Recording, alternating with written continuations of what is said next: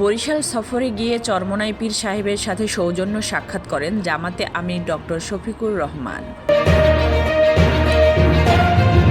আমাদের শিক্ষা ব্যবস্থা একদম শেষ হয়ে গিয়েছে বলে মন্তব্য করেছেন বিএনপির মহাসচিব মির্জা ফখরুল ইসলাম আলমগীর।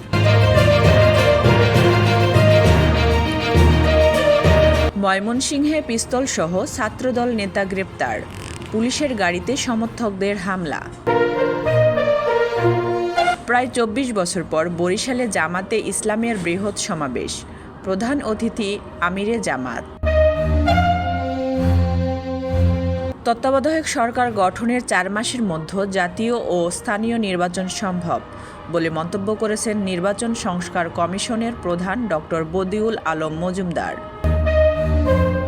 ফেব্রুয়ারির মধ্যে সব রাজনৈতিক হয়রানিমূলক মামলা প্রত্যাহার করা হবে বলে জানিয়েছেন আইন উপদেষ্টা ডক্টর আসিফ নজরুল।